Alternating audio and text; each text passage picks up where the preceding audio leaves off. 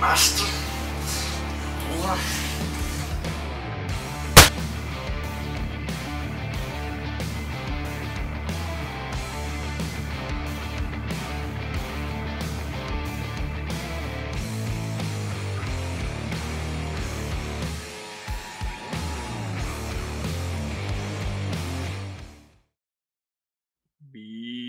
Bienvenue au podcast en deux choses de métal, le podcast animé par moi, Marco, et l'encyclopédie de la lutte au Québec, TJ Holiday. Hello! C'est le temps. C'est le temps. C'est le temps de Vader. C'est l'heure de Vader, l'homme, le mastodonte, l'homme qu'on appelle Vader. Ça n'a pas passé, ça, le mastodonte. C'est Raymond qui l'appelait comme ça, mais ça, c'est une idée de Vince, puis ça a l'air que ça c'était pas bien reçu en backstage. Ouais, ok. Je sais pas, je me Hein? dis rien. Tu commences avec de l'info, hein? Qu'est-ce que t'en dis? Ben, ça fait peut-être 2 mois que tu fais la même. Tu prépares pour la bio, c'est normal, t'en sais un peu plus que moi là-dessus, là. Il y a ça. Il y a Mais ça. ça. Bray Wyatt aussi, la prochaine biographie, je vais en savoir pas mal là-dessus aussi. J'espère, parce que sinon, ça serait gênant. Ouais, ça serait effectivement très gênant. Donc Ouais. aujourd'hui, écoute, on salue nos auditeurs qui apprécient beaucoup les biographies, évidemment, parce qu'on en sait plus sur les lutteurs, sur peut-être des affaires qui sont un peu mainstream des fois, qu'on creuse un peu plus pour aller chercher. Puis évidemment, nous autres, on est des geeks, puis on en connaît un petit peu plus des fois sur certaines choses, là, toi en particulier. Mais c'est toujours intéressant de découvrir un lutteur que t'aimes, parce que souvent les biographies, on va se le dire, c'est du monde qu'on aime. C'est bien rare que tu choisis quelqu'un que t'aimes pas. Ouais.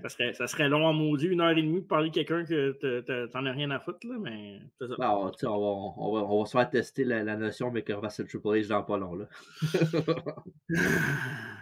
C'est bon, parfait. Fait que sinon, ben évidemment, avant de commencer le podcast, on vous rappelle qu'à la fin du podcast, on aura un quiz, parce qu'au dernier Rétro Review, j'ai testé TJ qui a eu 6 bonnes réponses de suite, mais a quand même fini 6 sur 10. C'était Donc, quoi qu'on a revu la dernière fois? Starcade 88. Ouais. C'était quoi? Il n'y avait pas quelque chose avec Starcade 88? Ben oui, qu'est-ce qu'il y a? True Grit! OK! Et Voyons. boy, que je savais pas où tu t'en allais, là. Colin. Rappelle-moi de plus jamais faire 3-4 podcasts d'affilée. Non, mais des fois, on n'a pas le choix. Sinon, ça. Ouais, je pars en voyage, moi. Fait que... En voyage, ouais, c'est ça. Fait que, exact. Fait qu'aujourd'hui, on va y aller avec la biographie de Vader, mais avant, mon cher TJ, y a-tu quelque chose que tu veux ajouter pour nos téléspectateurs, auditeurs ou peu importe? Ben, il reste plus grand temps au tournoi interactif pour voter pour le lutteur préféré de la WCW. En fond, vos lutteurs favoris / lutteur le plus important de la WCW. Selon vous. Ouais, selon vous. Puis ouais, fait qu'il reste pas beaucoup de temps, là. On est presque rendu dans les finales. Fait que c'est intéressant de voir qu'est-ce qui se passe. Puis ça, puis évidemment, d'aller voir les réseaux sociaux, là, Facebook, X, Instagram et Twitter. Puis je dit Twitter, mais j'ai déjà dit X. Puis le reste, le Twitch, TikTok, partout. Ouais, puis évidemment, hein, on approche le mois d'octobre, le mois d'Halloween. On est dans le mois WCW en ce moment, mais aussi, il ne nous reste pas grand temps avant la fin de l'année. Il reste quoi, 3 mois avant la fin de l'année? Fait que. Bon, on est rendu au mois d'octobre, au mois de septembre, oui. Ça va très vite, puis on va avoir une programmation spéciale au mois de décembre. On va y revenir un peu plus tard dans les semaines qui vont suivre parce que. Ça va être comme notre ciné-cadeau. Ouais, c'est notre ciné-cadeau. On ne prend pas de time off cette année, entre parenthèses. Fait qu'on va vous revenir là-dessus avec de plus amples détails. Parlant de plus amples détails, en voici plusieurs sur l'homme qu'on appelle Vader. Ouais, c'est un podcast, une biographie très intéressante aujourd'hui dans le sens que c'est un gars c'est un lutteur que j'ai toujours apprécié, mais que je me rends compte que ce que j'ai vu de lui à l'époque, j'ai pas vu grand-chose. Non, c'est ça. J'ai pas vu grand-chose, puis je l'ai aimé peut-être dans sa période la moins glorieuse que je l'ai vu, fait que WWF. Fait que c'est bien intéressant de voir tout ce qu'il a accompli à l'extérieur de la WWF, puis aussi quel genre de personne il était. Parce que vous allez voir que non seulement il y a la masse, il y a la force, mais il n'y a pas toujours l'intelligence qui vient avec. Là, c'est discutable. Là, on n'était pas là, évidemment, fait qu'on ne sait pas tout ce qui s'est passé, mais il y a quelques erreurs de parcours dans la carrière du Big Van Vader. Ouais. Écoute, natif du Colorado, évidemment, comme plusieurs lutteurs, a joué son football universitaire au Colorado. Puis, ce qui est le fun, c'est qu'il a été drafté, lui, pour les Rams de Los Angeles, parce qu'à l'époque, avant que ça devienne les Rams de Saint-Louis, c'était aussi les Rams de Los Angeles. C'est revenu par la suite. A été drafté par les Rams, c'est quand même un bel accomplissement d'être drafté dans la NFL. Par contre, il a toujours été sur la liste de réserve de... Ouais, c'est ça. Ben, Practice Squad, mais c'était plus Injury Squad, lui, dans le fond, parce qu'il était toujours sa liste des blessés. Fait qu'il n'a jamais pu jouer un match dans NFL. Il a juste été drafté, puis il n'a jamais joué de match, même pas hors concours. Donc, c'est un peu plate, mais c'est quand même un bel accomplissement parce que, tu sais, football universitaire, surtout aux États-Unis, c'est quand même un fait marquant. C'est prestigieux là, quand tu joues ton foot universitaire puis tu finis ta scolarité. Fait que, bel accomplissement pour Big Van Vader. C'est ça. Fait que comme plusieurs lutteurs, son chemin est passé par le football. Et il a commencé sa carrière de lutte professionnelle en 1985 à la AWA. Donc, avec ce qui va devenir son associé, peut-être son plus grand rival en Stan Hansen, en fait, qui va faire ses débuts avec lui. Ils vont avoir des rivalités, des grosses rivalités un contre un, puis des grosses rivalités en équipe. Donc, un match assez mémorable à la AWA contre Stan Hansen. Ça va être dans mes matchs coup de cœur que je vais vous... c'est un peu plus dur à trouver. Là. Je vous dirais qu'il va falloir creuser pour le trouver. S'il n'est pas sur YouTube, il va être sûrement sur Dailymotion. Parce que Dailymotion, des fois, on trouve des petits trésors. Donc, je vous conseille d'aller voir ce match-là. Évidemment, AWA, plusieurs grands noms ont passé par là. C'était un des chemins fétiches pour les lutteurs professionnels. Ça, puis Memphis pour les territoires. Vader n'a pas passé par Memphis, donc pour une des rares fois dans la biographie, on ne parlera pas de Jerry Lawler. Ça ne viendra pas au sujet, quand même assez rare. Ouais. Donc, il est allé dans un autre chemin, lui. Il a pris la direction du Japon. Donc, Vader, à la grosseur qu'il avait, au physique qu'il avait, à la force qu'il avait, c'est un style qui fit beaucoup pour le Japon, qui est un territoire très stiff. On ne se le cachera pas, même à l'époque, là, le Japon, même l'Amérique, c'était considéré quasiment comme soft à côté du Japon. Là, donc, les gros matchs se faisaient dans le territoire japonais. Donc, Big Van Vader qui va être rapidement une grosse vedette du Japon, même 3 fois champion IWGP du Japon. Puis, il y a eu un petit débat là, quand il est passé du côté du Japon, de la AWA pour le Japon. Il y avait 2 fédérations au Japon. Il y a la IWGP. Puis, il y a aussi l'autre fédération que je suis stupide, là, mais j'ai oublié le nom parce que je ne l'ai pas marqué là, sur mes notes. Mais c'est pas MWGP, non? Ouais, c'est All Japan Pro Wrestling, c'est ça? All Japan Pro Wrestling, ouais, c'est ça. Fait que les deux se bataillaient un peu pour savoir qui allait avoir Big Van Vader. Fait que Vader est allé du côté de la IWGP, évidemment, qui va croiser le chemin avec la grosse vedette du Japon, qui est Anthony Inoki, qui lui a passé...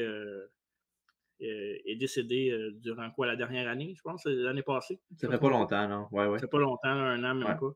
Ben donc, justement, bientôt, AEW vont faire leur show Wrestle Dream, qui est un honneur en Inoki, justement, qui est décédé il n'y a pas longtemps, en effet. Oui, exact. Donc, ça va être...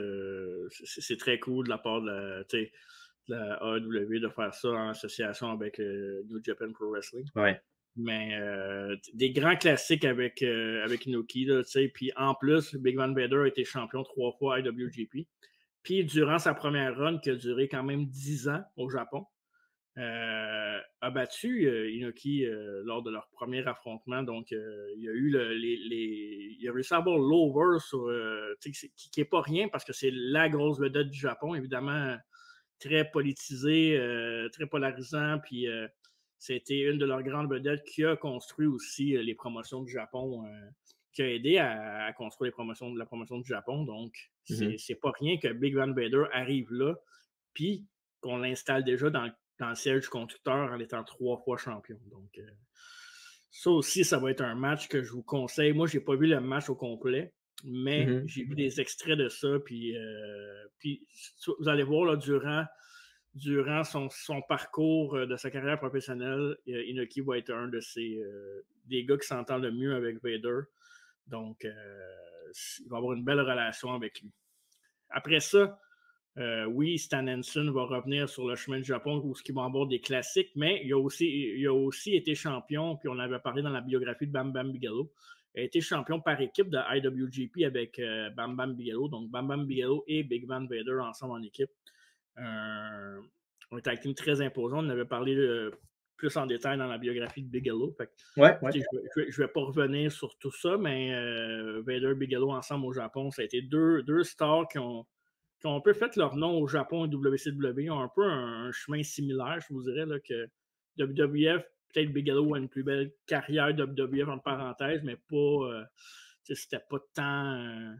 C'était pas une grosse différence, mettons, si on veut dire ça comme ça. Vader a aussi été le premier à être champion sur 3 continents différents, donc l'Amérique du Nord, l'Asie et l'Europe. Champion heavyweight de 3 continents différents en même temps. Fait que ça, écoute, surtout à l'époque où c'était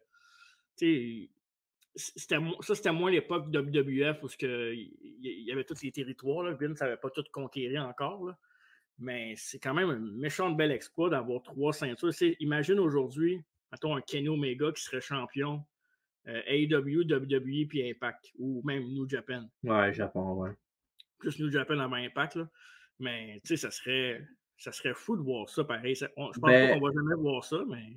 Mais quand il était champion AEW, il était champion d'Impact, il était champion au Japon, me semble, non, Kenny Omega, ou au Mexique peut-être? Au Mexique d'abord, non? Je pense qu'il était champion du Japon puis du Mexique, par exemple. Il était pas méga champion, AAA méga champion. Ouais, c'est vrai, il y en avait 3 à un moment donné, hein? Puis il était Impact champion, puis il était AEW champion aussi, me semble. Ouais. Imagine, c'était pas loin. Pas loin, ouais.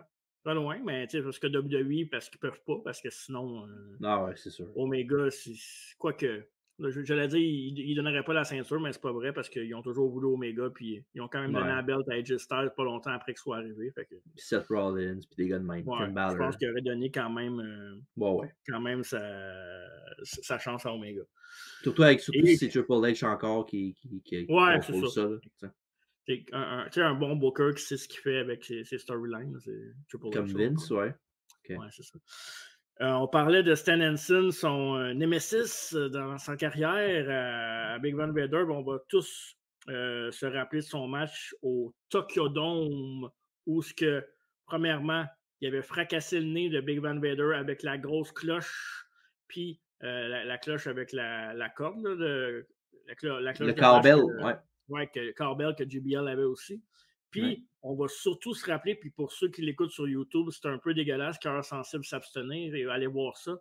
C'est quand que l'œil de Vader a pop-up de son socket, puis que Vader a ramené son œil lui-même à l'intérieur avec son pouce durant le match, et il a continué le match jusqu'à la fin. Ça, là, écoute, ça, c'est dégueulasse, là, parce que moi, j'ai toujours vu Tu sais, des fois, tu as l'impression que ton œil est sorti, quelque chose ouais. Tu comprends ce que je veux dire? Là, que en général, il est sorti de ton œil, en général. Oui, mais tu comprends ce que je veux dire? C'est qu'il va popper, puis tu fais comme, je suis dans mon œil. Puis c'est tellement insignifiant, mais lui, son œil est vraiment sorti, puis il l'a ramené en dedans. Tu sais, là, des fois, il y en a qui ont des lunettes là, avec les yeux qui font. Lui, c'était pas vrai. Oh, lui, ce que t'es épais. T'es épais, mais c'est tellement c'est vrai. l'image est tellement bonne. Là. Ouais. Fait qu'il l'a ramené, il a fini le match, puis après ça, évidemment, il y a eu plusieurs chirurgies pour réparer ça. Mais c'est là qu'on voit un peu le personnage de Vader, que c'est un tough guy. Ben oui. Je pense pas qu'il y ait personne qui aurait pu. Pas personne, mais il n'y a pas beaucoup de monde qui aurait pu faire ça, de remettre son œil dans le socket puis continuer le match.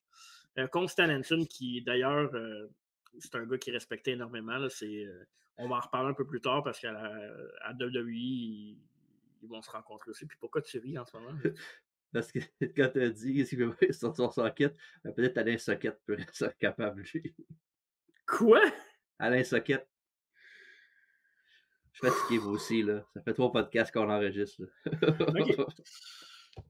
Par la suite, avec d'excellents combats au Japon, évidemment, Vader continue à faire sa marque. Comme j'ai dit, il a été champion de 3 continents différents, champion IWGP 3 fois, champion par équipe 1 fois. Big Man reconnu pour ses acrobaties, dont son fameux moonsault, qui était un peu de côté, mais très impressionnant pour un gars de 400 livres. Oui. Puis, la WCW va approcher Big Van Vader pendant ces années-là. Puis pendant 2 ans, il va travailler conjointement. Il va faire des matchs à la WCW, puis il va faire des matchs au Japon pendant 2 ans. Donc, il va se promener.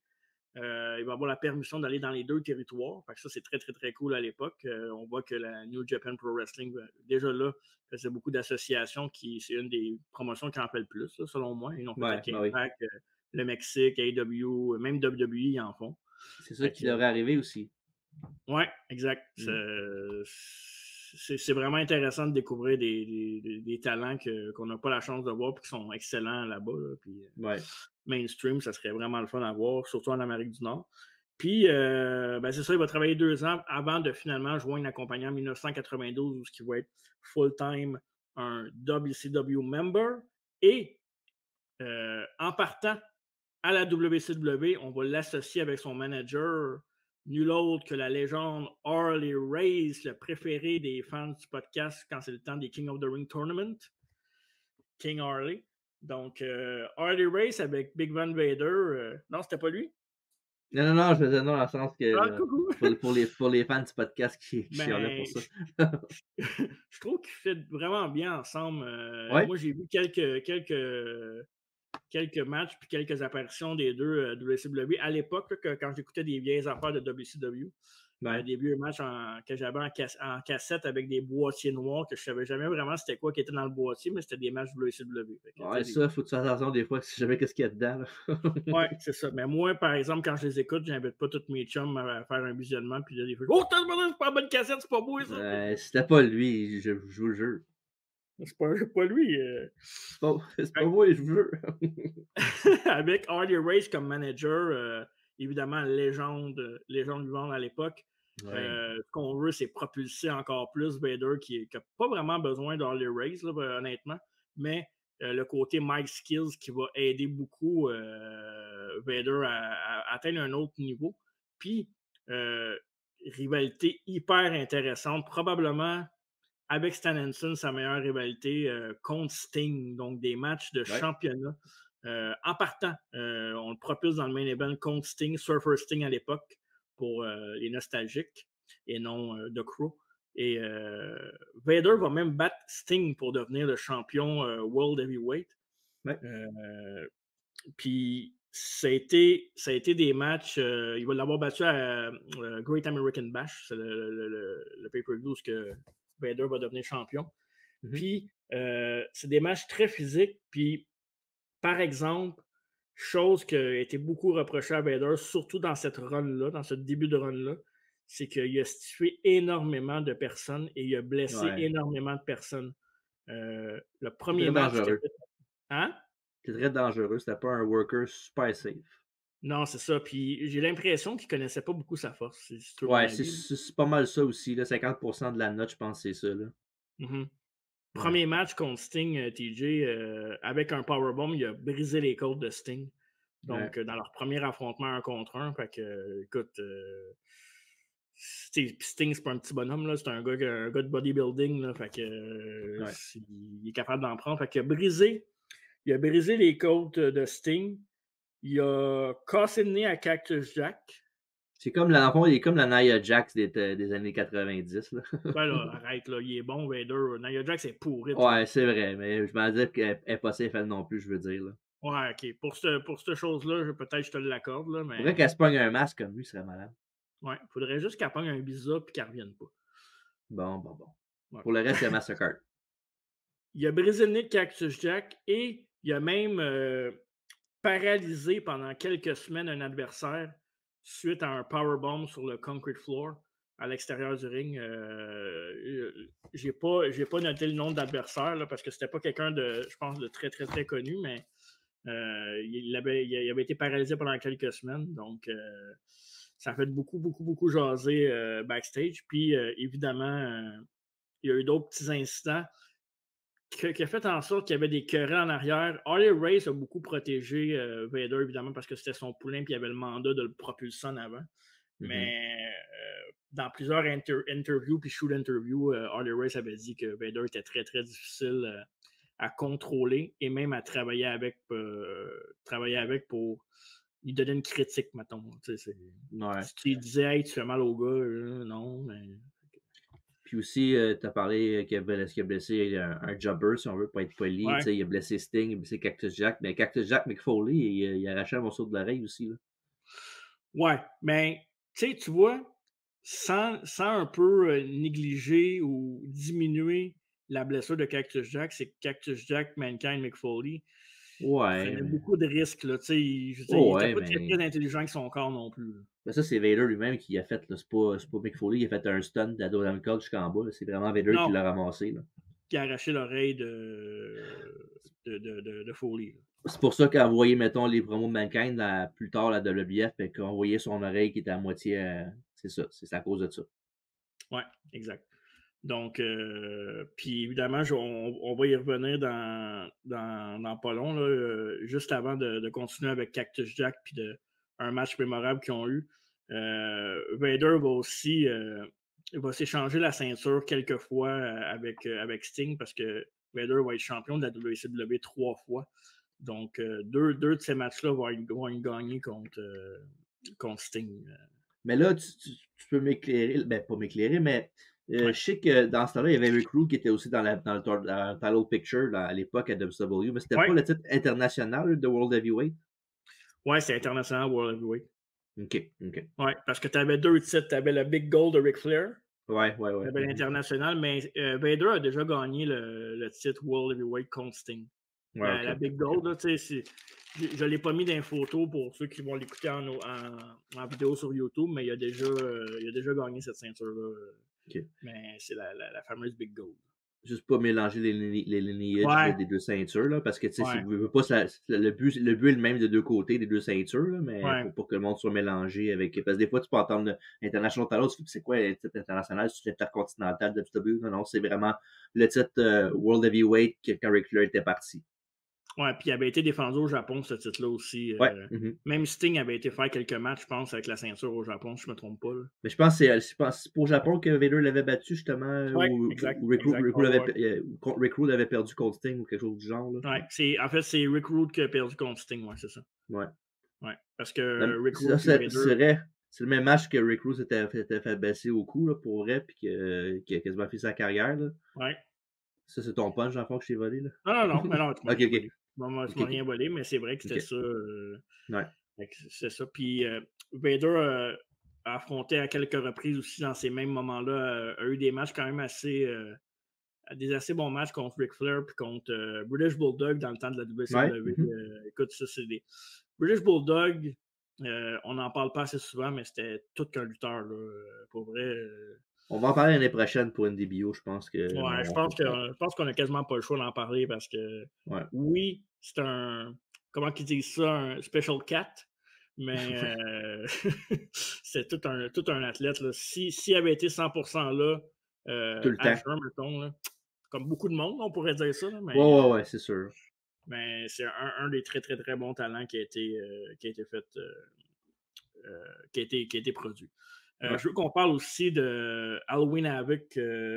Puis là, je jump un peu le Billy Gunn, là, mais je veux qu'on parle d'Halloween Havoc du match entre Mick Foley, entre Cactus Jack puis Vader. Tu sais, le fameux match que tu parlais de l'oreille aussi. Puis ça, c'est un match que je vous suggère. Je ne suis pas un gros fan des hardcore, là, vous le savez, je le dis souvent. Là, puis de moins en moins, honnêtement.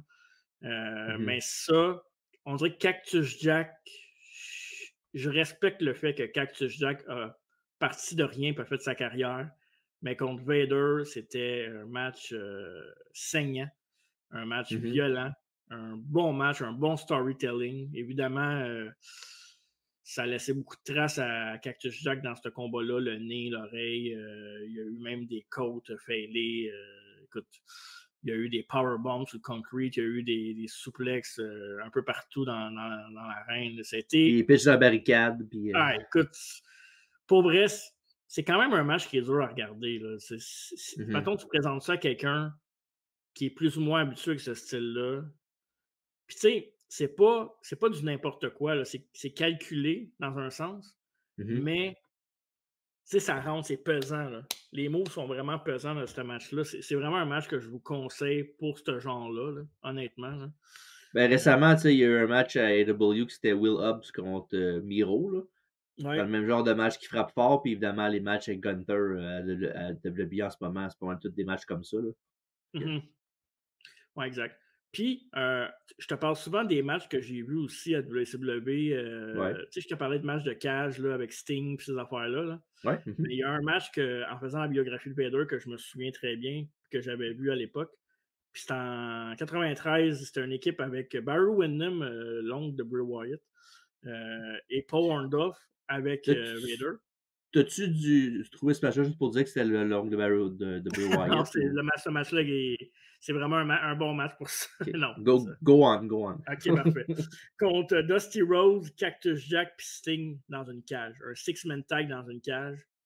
Puis honnêtement, trouver ce match-là parce que, en tout cas, c'est peut-être moins bon aujourd'hui que ça l'était à l'époque quand je l'ai regardé. Parce que c'est pas le même œil, là. Mais Surfer Sting, Cactus Jack, tu sais, c'est tous des lutteurs que, mettons, tu regardes la WWE, tu te dis, Mankind contre Sting, ça aurait été cool comme match. Ben, Cactus Jack, Sting ont déjà été dans le même ring, tu sais, je veux dire. Puis un Cactus Jack beaucoup plus léger, avec beaucoup plus d'habileté, mettons. Plus jeune. Ouais, ben oui. Plus souple. C'est un très bon match. T'as-tu déjà vu ce match-là? Ben, je me rappelle pas d'avoir vu ce match-là comme t'expliques. Je me rappelle d'avoir vu peut-être des Wargames peut-être similaires. Là. Ouais, ça se peut. Ouais. C'est pas un Wargames que tu as vu par hasard? Non, c'est vraiment un six-man tag? Match, okay. OK, c'est possible. Mais non, c'est pas des matchs que j'ai vus totalement beaucoup. Là, mais souvent, ça peut m'arriver des fois, je prends des rages de vieilles luttes, évidemment, que je vais checker des matchs nowhere. Fait que on va essayer de partir ça en note quand ça va être le temps. Mais tu vois, là, on est dans le mois WCW, puis on dirait, je te parle de ça, puis là, on dirait j'ai le goût d'aller checker des vieux matchs de WCW après ça. Puis C'était pareil, moi aussi, après avoir fait le Starcade 88, là, je checkais les vieilles affaires sur YouTube, puis des vieux reviews, puis ça. Mais tu sais, ça prend beaucoup de temps aussi, là, pas juste ça à faire non plus, fait que c'est dur, là. Oui, exact. C'est tough. Puis, tu sais, en même temps, on fait le podcast. Fait qu'on on a comme une cédule qu'elle veut pas. On regarde beaucoup de shows là, dernièrement. Tu sais, puis c'est pas tant une corvée dans le sens que c'est le fun de regarder ça aussi. Là, tu sais, puis on va se dire, on aime mieux regarder les vieux shows que, mettons, reviewer SummerSlam de l'année passée. Non, ça, c'est sûr. Puis j'avais pas mentionné aussi, c'est un Texas Deathmatch, le combat à Halloween avec. Très, très, très gros show. Évidemment, du côté de la WCW. Halloween Havoc qui était un des gros pay-per-view à l'époque de la WCW. Là, très, très thématique, mais il y a eu quand même des bons moments et des moments très bizarres aussi. On en avait parlé avec les Sting, puis les Jarrett, puis tout ça dans nos anciens rétro reviews. Vampiro, puis. Ouais, tout ce monde-là. Vader va réussir à mettre la main sur le titre des États-Unis un petit peu plus tard dans une rivalité avec Dusty Rhodes. Donc, en sortant pas longtemps après du six-man tag match avec la cage, il va y avoir un combat entre les deux, entre Dusty Rhodes et Big Van Vader pour le titre des États-Unis. Ça va être le dernier titre que, si je me trompe pas, que Vader va avoir à la WCW. Mais c'est une grosse bataille de gros gars. Là. C'était pas. Mais tu sais, on parle de 93-94. J'allais dire, c'est pas les meilleures années de Dusty Rhodes non plus, mais il y avait quand même encore du jus dans le réservoir dans ces années-là, parce qu'il a commencé beaucoup plus tôt sa carrière. Si veut pas, Dusty Rhodes, même s'il n'est pas en top shape, peut raconter une belle histoire quand même dans le ring, dans ses combats. Là. Ouais, c'est ça. Il amène quelque chose que les autres amèneront jamais, mettons. Ouais. Fait que Dusty Rhodes contre Vader, c'était très intéressant. Et pendant un moment, Vader va même flirter pendant 1 année et demie avec le Ulster, avec quelques rencontres intéressantes en 94 et 95, juste avant de faire le saut à WWF. Il y a eu des face-offs, des matchs intéressants. Ben, je te dirais que le Hulkster WCW, je l'aime moins. Là. Ouais. J'ai un peu de misère. C'était plus dans le temps qu'Hogan commençait à tranquillement, la foule se désintéressait un peu du personnage Brother. Ouais. Mais somme toute intéressant que Vader ait pu avoir ce genre de confrontation-là avec Hogan. Aucun match, par exemple, mémorable. Il n'y a rien eu de. Il n'y a pas eu un combat de strap à un moment donné, ça se peut-tu? Ouais, exact. Ouais. Ouais. Il y a eu un combat de strap, je pense que c'était le mois avant ou peut-être 2-3 mois avant qu'ils partent. Là. Je me souviens même pas du nom de ce pay-per-view. Je n'ai pas porté attention à ça, mais. C'est pas Bash at the Beach à un moment donné, il me semble dehors, là, dans un resort. Là, de... Ouais, il était pas genre en jeans, là, puis Ouais, peut-être. Vader était en jeans, je pense, avec un gros manteau, l'enfant la même. Là. Ça se peut. Ouais, en tout cas, tu vois que, je sais pas. Je comprends, mais. C'était le classique de Hogan, là. Il cherche un géant à slayer. Fait que Vader, c'était pas le plus gros lutteur qu'il aurait pu prendre là-bas pour ce rôle-là. Fait que.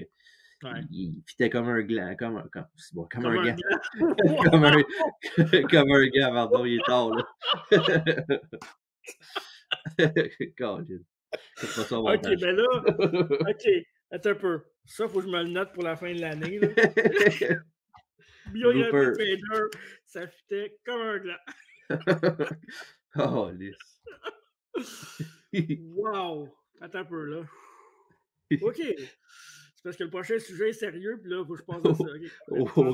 Au gars dans Vader, c'était comme un gland. Oh, désolé, tout le monde. Monsieur Nounou. OK. Parfait. C'est à ce moment-là que la WCW voulait voir un peu ce que Vader avait dans le ventre, à part la bouffe qu'il mangeait, parce qu'il mangeait beaucoup, mais en le mettant contre Hogan, puis peut-être se dire... Collègue alors. Comment? Collègue alors. Collègue alors, exact. En le mettant contre Hogan, puis voir est-ce qu'on peut peut-être propulser Vader sur d'autres cieux, puis peut-être en faire un main eventer de calibre régulier. Par contre, je parlais d'Harley Race tantôt qui parlait de Vader en disant qu'il était très dur à travailler avec, puis souvent, il allait backstage, puis il provoquait du monde juste pour provoquer du monde. Fait que, mettons, il allait voir quelqu'un, puis il demandait son opinion, puis le gars, il répondait pas son opinion, ben il l'intimidait, puis des affaires comme ça. Puis souvent, Harley Race intervenait pour enlever Vader de là, ben, premièrement, pour dire hey, écoute, le Cap, tu as une carrière, puis t'es vu comme un gros gars dans la compagnie, puis deuxièmement, ben, lâche le roster, t'as pas l'affaire à faire ça. Là. Ouais. Fait que, tu sais, je me demande à ce moment-là, puis c'est pas été documenté nécessairement avec la drogue ou quelque chose, mais probablement, est-ce qu'il y avait des problèmes de santé mentale? Est-ce qu'il y avait du anger management, peut-être un peu? C'est juste un bully, je pense. C'est tout. Tu penses? Bon, ouais, c'est tout. OK. C'est l'explication de TJ, c'est un bully. Ben, tu sais, je pense qu'il cherchait à challenger le monde, puis challenger lui-même, de savoir jusqu'où il pouvait pousser les limites de personnes, ou whatever. Là. Ouais. Je pense que c'est plus ça que d'autres choses.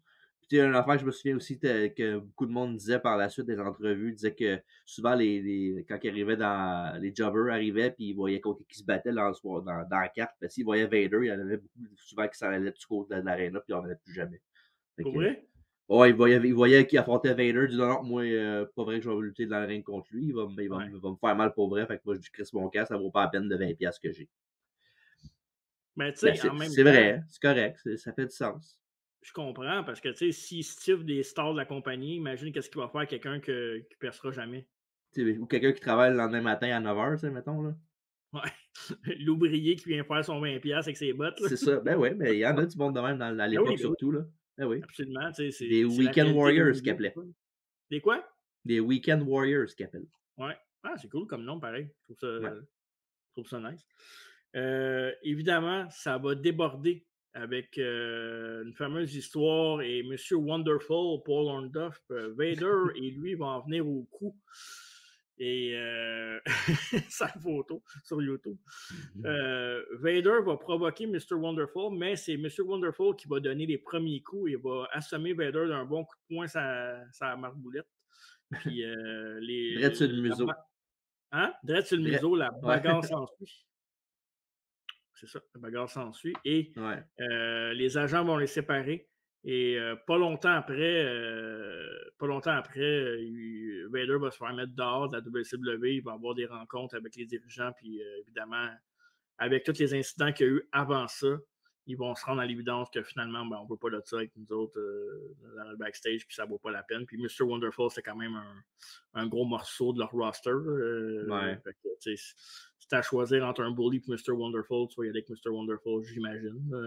Il y avait sûrement aussi de la politique là-dedans, puis du monde qui était plus du côté de l'autre. Mais en même temps, s'il l'a fait à plusieurs reprises, je comprends la décision. C'est la bonne décision, un peu la même qu'on a vu dernièrement avec Punk.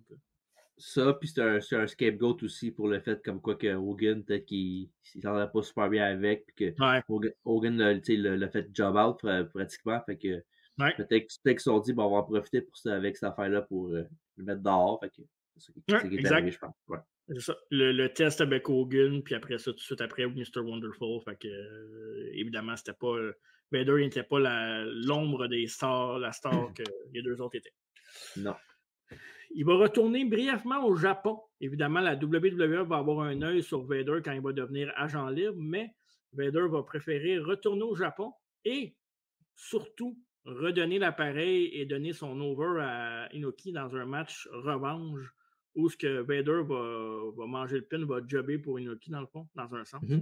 Fait qu'il va un autre gros match. Ils se sont affrontés, on se rappelle, au Tokyo Dome aussi. Donc, ils vont se rencontrer à nouveau. Et Inoki va remporter le bout, comme ils disent en anglais.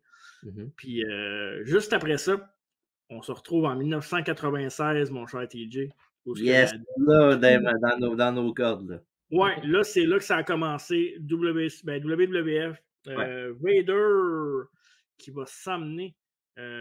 Écoute, il va avoir même le poster, et je ne l'ai pas mis dans les images, mais le poster du Royal Rumble 96, où ce que ça va être marqué sur le poster, juste en bas, ça va être marqué vous avez été prévenu. Donc, vous avez été prévenu, c'était comme un. You've been warned. Oui, exact. L'annonce qu'il y a quelque chose de gros qui s'en venait dans le Royal Rumble 96. Et c'est quelque chose de gros là, le Royal Rumble 96, était Vader, justement. Ouais. Donc, si vous vous souvenez des prestations de Kane, Roman Reigns, Gunther, Brock Lesnar, Diesel, Braun Strowman. Donc, Vader a fait une performance peut-être moins éclatante que ça, parce qu'il n'y a pas eu les records d'élimination que les autres ont eu. Mais grosse performance dans le Rumble 96 qui a fait sa marque. On voulait le mettre de l'avant over. Puis, en plus, il s'est fait éliminer par le gagnant du Rumble 96, le Heartbreak Kid, Shawn Michaels. C'est lui qui a éliminé Vader. Donc, c'est une élimination mémorable en plus. Là, ceux qui vont s'en rappeler, ben, c'est Yokozuna et Vader qui brawlaient un en face de l'autre, puis ils se frappaient à qui veut mieux. Sous les airs déçus de Jim Cornette, qui évidemment manageait les deux. Oui. Puis il était sur le bord des corps, puis je suis juste arrivé, puis il a juste tapé les deux en même temps. Puis il faut le faire quand même. Je veux bien croire que les deux étaient accroupés vers les corps, puis étaient sur le bord de tomber, mais il faut quand même que Shawn Michaels les lève les deux jambes en même temps, quand même, pour faire ça. Ouais. Puis c'était l'année que Shawn, on allait full main eventer avec lui en babyface. Là. Après le retour de la commotion. Là, ouais. Avec la commotion. à Syracuse, là, les 14 Marines ou whatever qui disaient comme quoi qu'ils l'avaient pété. Là. Et évidemment, tu en as parlé, Jim Cornette va être le manager de Vader, puis il va introduire le clan de Jim Cornette, qui était composé de qui, mon cher TJ, à l'époque? Il y avait avec lui le British Bulldog, qu'on a parlé un peu tantôt. Ouais. Un ancien adversaire de Vader, justement. Et aussi l'excellent Owen Hart, qui était Cam Cornette. Écoute, ça, c'était quand même cool. Ouais. Puis, mais aussi, il ne faut pas oublier qu'il y avait Yokozuna aussi un petit peu en même temps. Là. Mais j'allais dire, Vader, quand il est parti, c'est là que Yokozuna est arrivé ou il était en même temps? Non, il était là en même temps que Jim Cornette était avec Vader. Vader, mais c'était comme un side project de Cornette pendant qu'il y avait encore. Il manageait encore Owen et Yoko, vu qu'ils étaient tag team champion ensemble, puis Bulldog. Puis ça a fini que éventuellement Yoko s'est tourné contre Jim Cornette parce qu'il n'arrêtait pas de l'engueuler parce qu'il avait perdu un match, puis c'est ça. Puis ils ont juste fait le switch Vader pour Yoko, puis ils ont fait aider les deux gars ensemble, évidemment, parce que c'était logique. Là. se sont battus contre un peu après, mais. Ouais, Vader contre Yokozuna. Mané, il y avait un match qui c'était entre les deux, puis que Vader a fait un Vader Bomb sur la jambe de Yokozuna, puis il avait pris une forklift pour l'amener plus loin pour le checker. Là. Mais tu vois, ça, c'est une rivalité, je trouve que ça n'a pas été bien développé. Il n'y a pas eu de match grandiose entre les deux. Ouais, mais c'est parce que, tu sais, Yokozuna était Yoko, c'était pas. un peu la fin. Puis, puis il y avait beaucoup de problèmes de poids, puis il voulait qu'elle faire des. Il voulait qu'elle perde du poids, évidemment, puis c'était pas évident. Puis, tu sais, ils ont essayé de faire le couple de matchs, là, évidemment, des Six-Man Tag. Comme à WrestleMania 12, c'était ça, sur un Six-Man Tag. C'était Cam Cornette qui était contre Yoko, Ahmed Johnson, puis Jake Roberts. Ils ont essayé de faire la feud entre les deux, sans nécessairement faire des singles matchs, à part celui que j'ai mentionné, qui était arrivé à un Raw, où il y a la langue de blessure avec Yoko. Ouais. Puis, c'est ça, non, mais tu sais, c'est sûr que oui, mais il y a des circonstances hors du booking qui ont fait qu'il n'y avait comme pas le choix de couper ce cours puis que ce soit moins bon que c'était supposé l'être. Parce que ça aurait été un bon money match, là, mettons, c'est 92-93, on avait pu avoir les deux à WWF, là, ça aurait été un match que j'aurais bien aimé voir. Puis je pense pas que Vader aurait stiffé peut-être autant Yokozuna que les autres. Là. Ben, il n'aurait pas été capable sûrement de stiffer autant. Là. C'est pas la même chose. Ouais. Bref, c'est ça. C'était toute une brochette de talent avec Jim Cornette que j'adorais comme manager. On aura la chance d'y revenir un peu plus tard l'année prochaine, peut-être. Si jamais on fait un bio de manager, on pourrait le mettre dans un projet, on verra. Quelqu'un qui ne fait pas l'affaire de tout le monde. Mais il a quand même fait des belles choses dans le monde de la lutte. Là. Ben oui, ça. Personne ne peut y enlever à Jim Cornette ce fait d'arme-là. Là. Ouais. SummerSlam 96, on parlait de HBK, l'élimination sur Vader, évidemment. Shawn Michaels qui va devenir champion de WWF à WrestleMania 12 en battant Bret Hart, si je ne me trompe pas. Ouais, le combat de marathon. Je le savais, mais j'ai hésité. Je me suis dit, il est devenu champion comme Bret. Puis, c'est ça, c'est Vader qui était une star montante. Je pense que le fait de le mettre contre Shawn Michaels à SummerSlam prouvait qu'on avait des plans pour lui dans la compagnie. Et selon plein de gens, selon Jim Cornette aussi, Vader était censé remporter le championnat WWF à SummerSlam 96 contre Shawn Michaels. Évidemment, Hustle Sean à l'époque a fait aller ses politiques et est allé pleurer apparemment dans les oreilles de Vince McMahon, toujours selon Jim Cornette et plusieurs autres backstage. Donc, Sean aurait pleurniché à Vince comme quoi Vader, c'était pas un gars save, comme quoi... C'est Steve Pay lui avec, c'est comme tout est fait avec tout le monde avant, dans le fond. Ouais, c'est ça. Qu'il stiffait, que c'était pas un bon gars, il n'y avait pas une belle image pour la compagnie en représentant comme champion, parce qu'on sait que Vince a demandé plusieurs fois aussi à Vader de perdre du poids, comme Vince a fait avec plusieurs de ses big men. Là. Ben, Yokozuna, qu'on a parlé il n'y a pas longtemps aussi, c'est la même affaire. Il y en avait d'autres aussi. Il n'y a pas eu. Il l'avait même fait avec Bray Wyatt à un moment donné. Il y avait eu des rumeurs là-dessus aussi. Big Show. Big Show, oui, c'est vrai. Il l'avait même renvoyé dans le club école au VW, puis il l'avait enlevé d'un jeu vidéo aussi, justement, pour que. Ah, ça, je savais pas, tu vois. Ouais, je pense que c'est. Tu sais, il y a WrestleMania Manif, tout un storyline de Big Show, c'est Steven Richards qui le fait, là. Ouais. Ben, c'est à cause de ça. C'est parce qu'ils avaient enlevé Big Show du jeu, puis ils ont pris Steven Richards comme remplaçant des storylines. Fait que c'est drôle, tu vois, genre, mettons, The Rock, Mankind, Triple H, puis Steven Richards, tu sais. C'était WrestleMania 2000, dans le fond?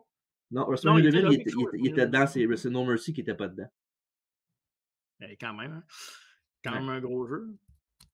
Ouais, quand même. Il a manqué beaucoup d'argent, je pense, avec ça. Dans le match de SummerSlam 96, HBK, qui était le face, qui a pris rapidement l'over dans ce match-là, qui prenait même le contrôle du match au début du match, puis qui ne laissait pas vraiment l'over à Vader. Sean faisait exprès un peu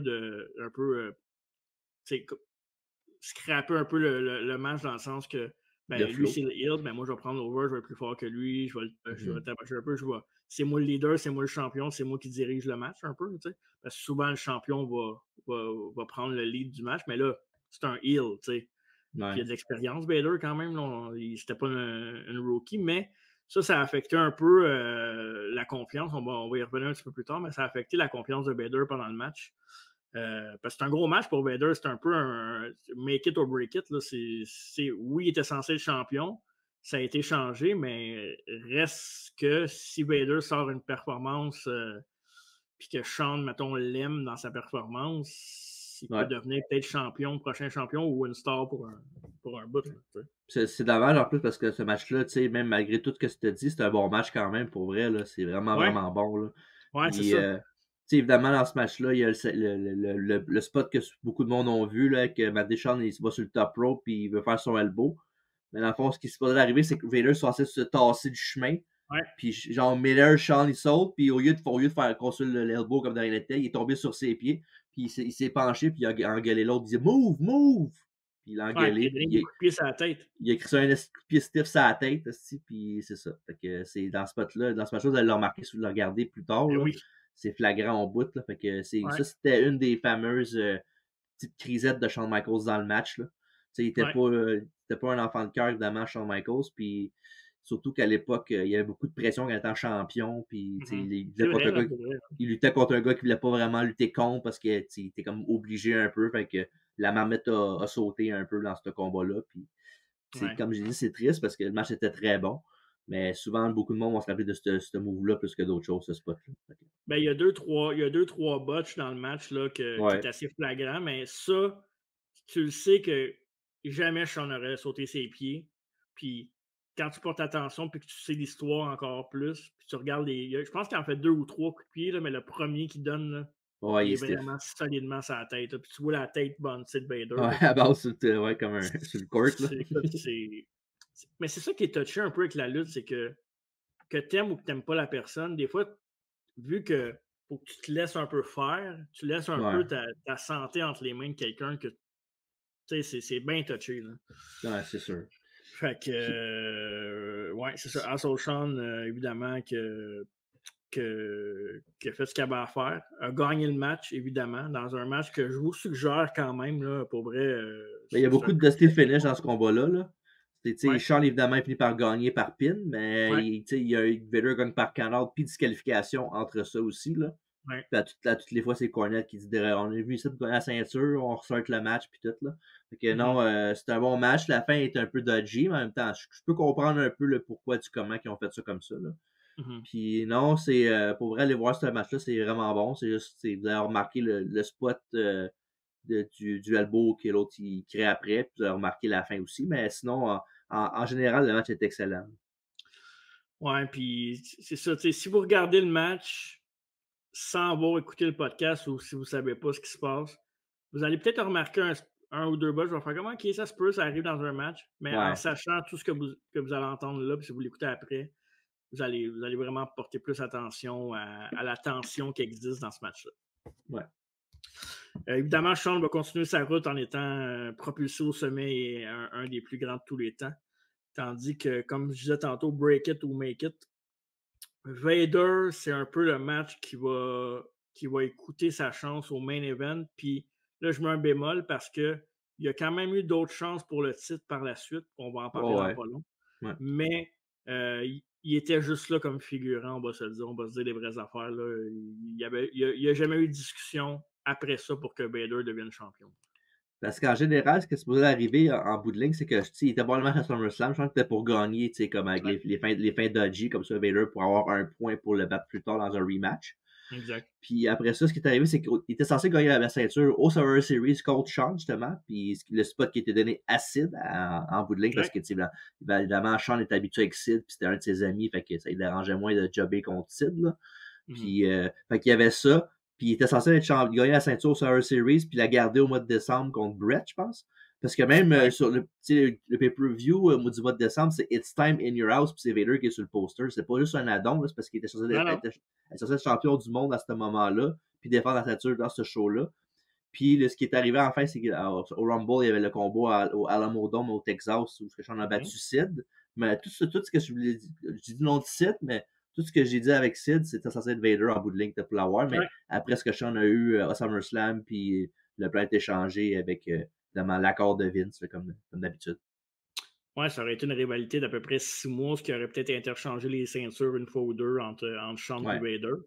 Puis, tu parlais des fins recommencées par Jim Cornette. Ça aussi, c'est des trucs qui ont été ajoutés dans le match pour essayer de garder un peu Vader strong. Ouais. Puis Michaels, après ça, pour le finish. Fait que, c'était pas... ça a été vraiment dernière minute, ces finishes-là qui ont été ajoutés. Donc, mais avant que tu ailles ton prochain point, rapidement, j'ai oublié tantôt quand on parlait du Royal Rumble, là, comme il a fait une bonne figure dans ce show-là. Mais le lendemain, il y avait un segment quand même intéressant. Rock est arrivé. Là. Il y avait un combat, c'était lui contre Savio Vega. Puis il avait gagné, mais sauf qu'après le combat, il continuait à faire son Vader Bomb à Savio Vega. Fait que, tu sais, il y a eu plein d'arbitres qui sont arrivés, ils frappaient les arbitres et tout. Puis maintenant, il y a Gorilla Monsoon qui était président de la WWF à l'époque. Il est arrivé, puis il a fait à Vader d'arrêter sa bullshit et tout. Puis c'est arrivé que finalement que Vader a attaqué Gorilla Monsoon, puis c'est la première fois que quelqu'un a attaqué Gorilla Monsoon en tant que président c'est ever. vrai, ça. Puis il l'avait attaqué, puis il a fait un Vader Bomb, il avait slappé, puis je me rappelle parce que c'était Sean P. Razor qui a fait le save en courant dans le ring, puis après ça, il avait suspendu Vader pendant une couple de semaines, puis c'est ça c'était quand même un moment mémorable de Raw, là, parce que tu sais, en janvier 96, ça fait quoi, 3 ans que ça existe, Raw? Il n'y avait pas tant de moments marqués tant que ça va faire « Oh wow, c'est un moment vraiment intéressant, mais vraiment bon dans l'histoire », mais ça en est un des premiers qu'ils ont fait qui était vraiment, vraiment bon. Là. Puis ça, en plus, c'était avant le stunner d'Austin sur McMahon. Oh, ouais, ben avant. Au moins un an et demi. Au moins un an avant, ouais. Ouais, c'est ça. Fait que, tu sais, on se souvient souvent, on parle souvent du boss qui se fait frapper pour la première fois, mais, tu sais, Monsoon, c'est un boss, là. Ouais, c'était Puis Vader a attaqué une figure populaire, là. Ouais. Fait que là, c'est un bon point que tu amènes là. C'est vrai que je l'avais pas mis, mais ouais, c'est un gros moment. Puis je me souviens, en plus, c'est drôle parce que je m'en souviens de cette affaire-là. Je suis pas un gros fan de Gorilla Monsoon, mais malgré qu'il faisait une bonne job aux commentaires, là, mais je veux dire, en tant que personnage à la télé, il m'a jamais attiré, mais tu sais, là, on parle avec mon œil d'enfant, tu sais, c'est pas pareil, là, tu sais. Mais non, c'est ça, c'est un gros moment que je me souviens, en plus. C'est un gros point. Vader va ensuite un peu se perdre. Il va flotter avec le main eventer, mais sans jamais nécessairement trouver chaussure à son pied, dans le sens qu'il va faire équipe avec Mankind brièvement ensuite avec Paul Bearer comme manager. Évidemment, ça va mener à des rivalités contre l'Undertaker à plusieurs niveaux. Il va y avoir des matchs avec plusieurs personnes, des matchs par équipe.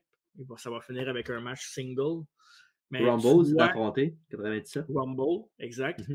Mais tu sais, tu vois que à ce moment-là, en sachant tout ce qui s'est passé à SummerSlam 96, peut-être pas à notre époque qu'on l'écoutait parce qu'on n'avait pas Internet et on ne savait pas, mais tu vois déjà qu'ils ont droppé à la balle puis que là, il sert juste de c'est le gros gars pour que, mettons, Taker le batte. C'est le gros gars pour que c'est un gros gars, un gros nom que si tu le bats, tu as l'air plus strong. C'est un peu devenu le big show, si tu veux, de sa carrière là, après. Là, ouais, c'est sûr que étiqueté comme ça, pas mal.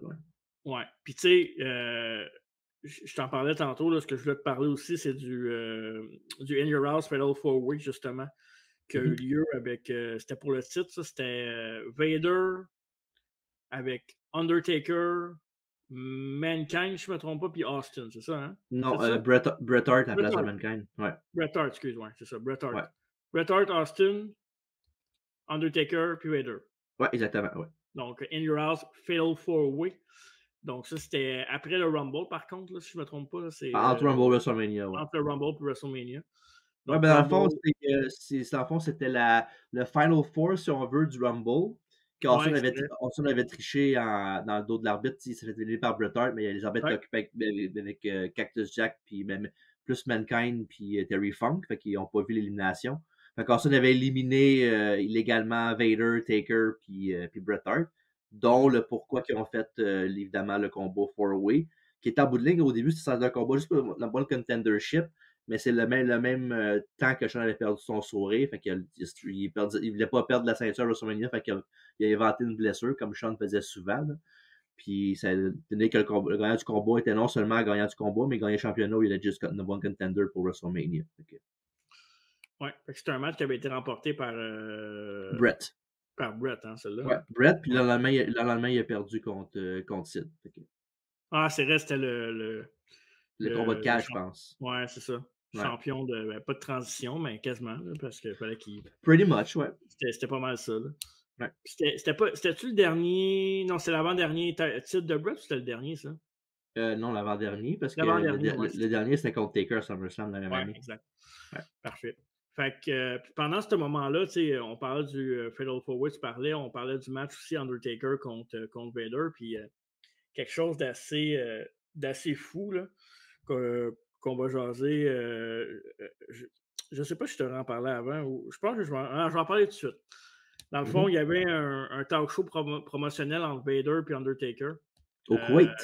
Ouais, exact. Fait que Undertaker, évidemment, c'est un personnage un petit peu plus sombre. Fait que ses réponses sont plus courtes, il jouait bien le personnage. Puis Vader, sur le plateau, l'animateur a dit que a poké un peu de Bear en disant que la lutte c'était fake, que ça faisait pas mal, blablabla. Puis évidemment, Vader a snappé.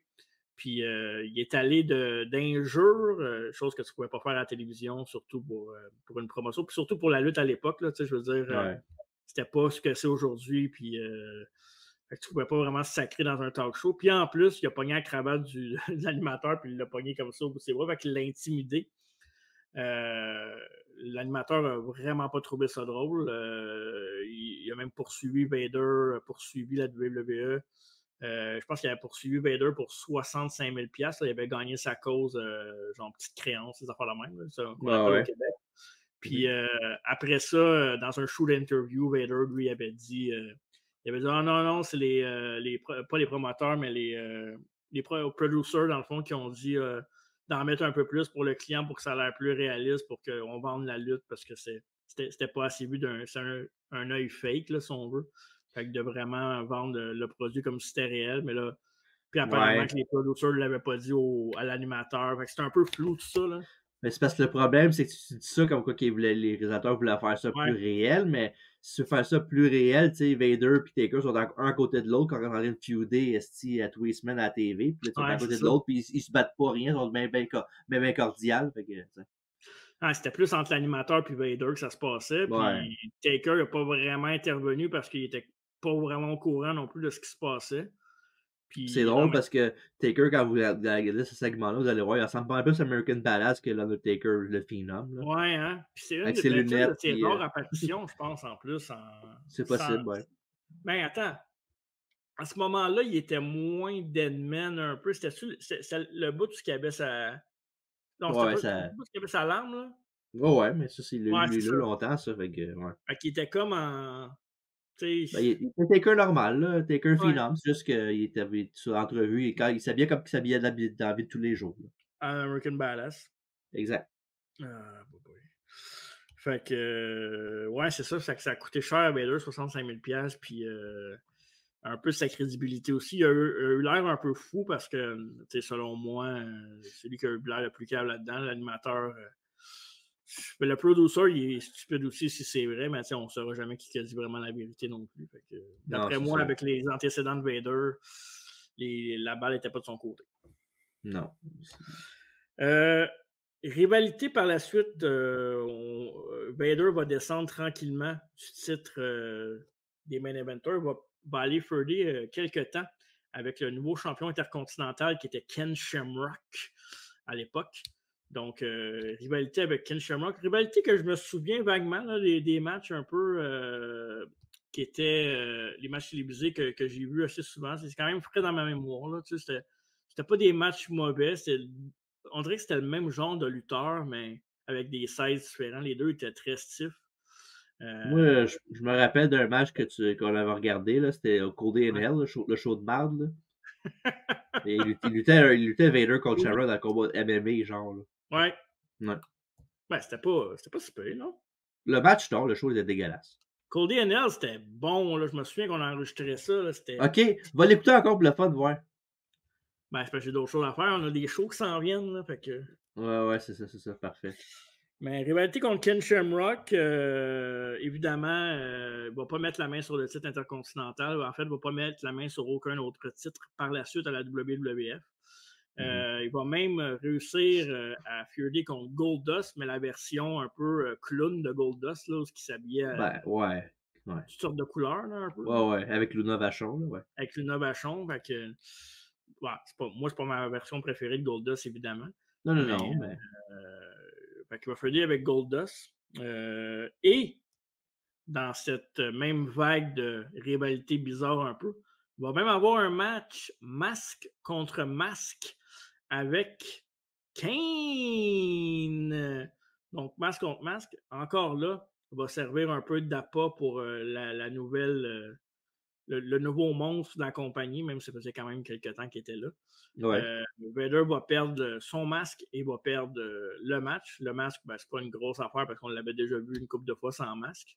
Ouais. Puis, ce qui retient vraiment notre attention, TJ, de ce match-là puis de ce segment-là, c'est qu'il va en arrière après le match avec Michael Cole, puis il fait une interview, puis il dit que c'est un big fat piece of shit, puis c'est un loser. Ouais.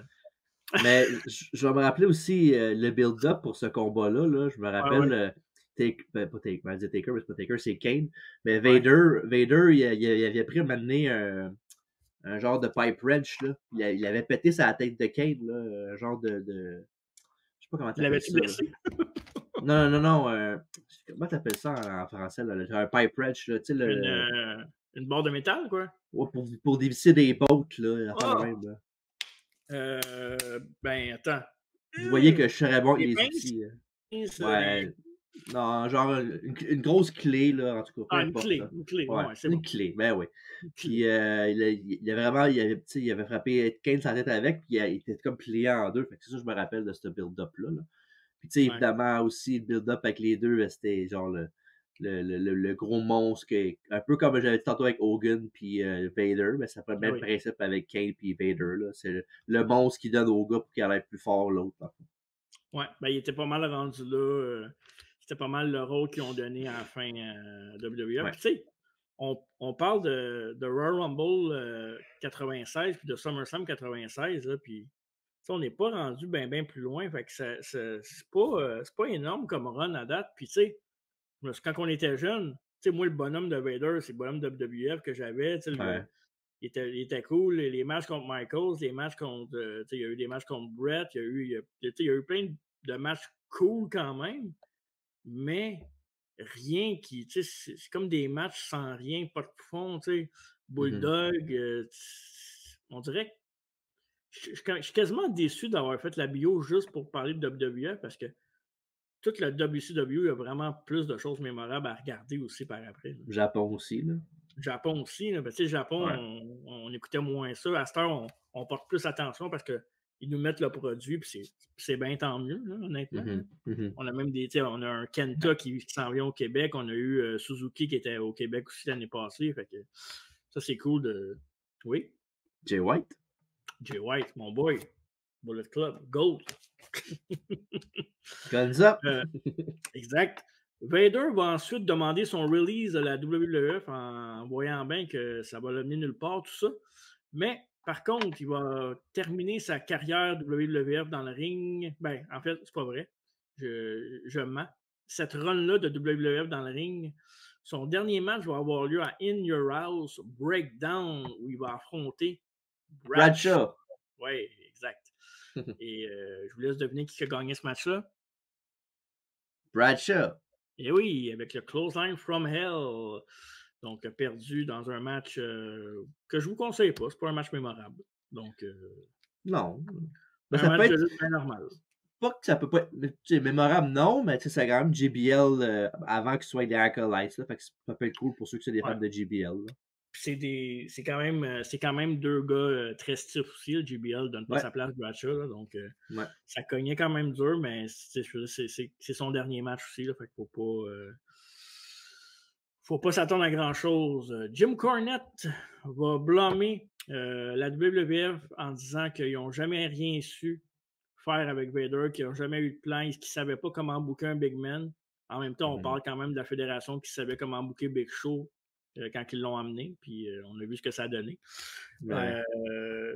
selon Cornette, si Vader avait été pris de la bonne façon et booké à sa juste valeur et aurait pas, si on n'avait pas écouté les braillards backstage, Vader aurait pu faire un des très grands champions de la WWF. Puis, je suis à moitié d'accord avec lui. Ouais. Je pense que sa réputation fait en sorte que c'est dur de se faire confiance. Mais je pense que des gars comme Shawn, je veux dire, ces gars-là se rendent au top pas juste parce qu'ils sont bons, parce qu'ils font de la politique. Ouais. Hogan, Shawn, puis plusieurs autres. Mais je suis quand même d'accord dans le sens que Vader, bien entouré, bien booké, aurait pu être un très très bon champion parce que c'est pas un mauvais gars, c'est pas un mauvais lutteur, là, Vader. Là, il est athlétique au bout pour sa grosseur. Hein. Pour un big man, c'est un des meilleurs. Là. Ouais, un des meilleurs big men à avoir enfilé les bottes. Vader va retourner au Japon ensuite, où ce qu'il va refaire équipe avec son ami Stan Hansen. Donc, vous voyez un peu le pattern. A commencé avec Stan Hansen à AWA, a fait des matchs au Tokyo Dome contre lui. Il s'est repopé l'œil out, popé l'œil in avec Stan Hansen. Et retourne faire équipe à New Japan avec Stan Hansen. Oui, tu voulais ajouter quelque chose, TJ? Je te vois du coin de l'œil, non? Non, je check des affaires en même temps, mais non, vas-y. OK. Pamela Anderson ou... Megan Fox. OK, parfait. Il va remporter aussi le titre Triple Crown du Japon, donc à son dernier séjour au Japon. Donc, c'est quand même cool de voir que quand il retourne au Japon, c'est un gars très respecté pour sa carrière, très respecté pour tout ce qu'il a fait et que sa run WWF ne va pas lui nuire dans son booking ailleurs, surtout au Japon. Non. Par la suite, il va faire quelques apparitions. Il va même faire 2-3 apparitions du côté de TNA Impact, comme plusieurs légendes, plusieurs noms ont fait durant leur carrière, dans leur dernière run. Vader va aussi revenir à la WWE pour un match en 2012 qui va affronter Heath Slater. Donc, officiellement, son dernier match à la WWE. Donc, si je ne me trompe pas. Tu as affronté quelqu'un d'autre? Ben là, je pense que non, mais... Quoi? Ah non, ben, je pense pas que ça soit un match, mais il y avait un match à un moment donné, c'était genre Batista contre Jonathan Coachman. Puis Vader puis Goldust c'était dans le coin du coach. What? Puis, ouais, c'est random au bout, là. À un moment donné, à Raw, à un moment donné, genre, le coach est en ring avec Batista, il l'écœure, puis il y a Vader puis Goldust qui viennent l'aider, puis il y avait un match au pay-per-view. C'est censé être, je pense, Stone Cold, mais c'est quand Stone Cold est parti, ou je sais pas trop, là. OK. Puis c'était Vader puis Goldust qui était enforcer pour Batista, pour The Coach. Puis je me rappelle parce que dans son run-in qu'il avait fait la première fois que Vader est arrivé, ben, il a comme trébuché en sortant du ring. Fait que il a comme une heure un peu cave là, dans son gros retour, là, si on veut. Ouais. Dommage. Ouais. Mais bon, rendu là. Il Ben n'y a plus même rien à prouver, on va se le dire. Ouais. En 2016, il va introduire Stan Hansen au WWE Hall of Fame. Donc, ça, c'est très cool. C'est un peu boucler la boucle pour ces deux grands chums ennemis tag team. Donc, un moment assez touchant pour les deux. Ce qui est plate dans tout ça, c'est que longtemps, on a demandé ce que Vader soit au Hall of Fame de son vivant. Chose qui n'est pas arrivée, mais c'est ça. Les fans le réclamaient avec raison. Et comme souvent, ben, ça n'a pas été fait au bon moment. Tout de suite après son intronisation à Wall of Fame, Stan Hansen, Vader et ses docteurs vont annoncer qu'il y a des problèmes cardiaques, une maladie cardiovasculaire qui lui reste environ 2 ans à vivre. Donc, que son temps est compté. Puis c'est un peu à cause de ça que les fans réclamaient son Hall of Fame, que, ben, avant qu'il parte, au moins donnez-y une sortie. Sont dus, exact. Parce que oui, il a fait des mauvaises choses, mais il a quand même fait des bonnes choses pour la business. Puis c'est quand même. Tout le monde connaît Vader, puis je veux dire, c'est un big man apprécié, pareil, pour son travail. Puis les médecins ne s'avaient pas trompé, hein, parce que 2 ans plus tard, il va avoir des opérations, il va avoir des complications, puis il va avoir son décès 2 ans pile après les annonces du docteur. Donc, Vader va décéder en 2018. C'est un peu malheureux parce que je me souviens, ça a fait couler beaucoup d'encre sur Internet. Là. Je sais qu'on n'écrit pas avec de l'encre sur Internet, là, mais façon de parler. Là. Le résultat doit être pas mal spécial. Mais ouais, c'est ça, ça avait fait beaucoup jaser sur Twitter, entre autres, parce que les fans étaient un peu en mots maudits. Puis finalement, Vader va être introduit au Hall of Fame, mon cher TJ. C'était en 2021. Ça fait 2 ans, je pense. Ça fait 2 ans, c'est ça. Fait que pendant Ouais. la pandémie, dans le fameux Hall of Fame où ça durait 10 secondes par personne, puis que c'est un Ah peu oui, oui. triste. Ouais, j'ai trouvé ça un peu poche, là, honnêtement. Là. Mais ce que je retiens surtout et ce que je suis content pour lui, c'est que Vader, sa légende, a été faite sans vraiment la WWF. Tu pourrais rayer complètement sa run WWF, puis sa légende serait là quand même. Ouais. 2022, l'année qui a été introduite au Hall 2022, of ouais, Fame. c'est ça, c'est Ouais. très, très, très récent. Ouais. Donc, je me souviens de son gars, puis de sa famille, puis tout. C'était. Ben, son gars, il a déjà lutté pour WWE. Vrai? Ouais, c'était Jake Carter, c'est son fils, puis il a lutté un Oui. peu dans le temps qu'NXT et commençait un peu à être l'NXT qu'on connaît aujourd'hui, là. C'est Ouais. dans le sens, après le game show qu'il y avait, là, avec NXT. Mais quand il a commencé à faire les shows normales, avec les Seth Rollins, les Richie Steamboat, les Cassius Ohno, Chris Hero, ben, il était là, son gars, il s'appelait Jake Carter, puis il était là quand même régulier pendant peut-être 5-6 mois. Mais après Ok. ça, ils l'ont libéré, puis à ma connaissance, il n'a pas rien fait d'autre de spécial, mais c'est quand même Non. cool qu'il était la deuxième génération de lutteurs à WWF pour son père Vader, c'est quand même cool. Ouais, il a fait quelques shows indie. Je pense qu'il en avait parlé dans son introduction ou la semaine avant Hall of Fame. Il n'a pas lutté Vader contre genre Will Ospreay, genre. Oh, là, par exemple. Après qu'il y avait un match, c'était Ricochet contre Will Ospreay de Indy, puis Vader il avait parlé sur Internet comme quoi c'est juste des flips, puis c'était dégueulasse, puis qu'il pourrait péter les deux. Puis je pense qu'il y avait un match Will Ospreay contre Vader pour genre la charité, là, pour faire un match pour Ah, ouais. plus tard. Ouais, il me semble, je sais pas c'est quelle année, quelle date ou whatever, mais Wow. j'ai une connaissance qu'il avait fait un match contre Will Ospreay, justement, comme il avait parlé entre ça, c'était pas un règlement de compte, là. Mais non, mais non. Mais c'est quand même un match de style. Tu sais, mettons, tu pourrais prendre un gros chapeau, puis piger Vader, Will Ospreay, puis ça serait la même style d'affaire, là. Ouais, c'est un match que tu ferais sur des cartes WWE 2K. Là, puis, Je peux checker vite fait, peut-être. Ouais, check pendant que je rappe ça. Ouais.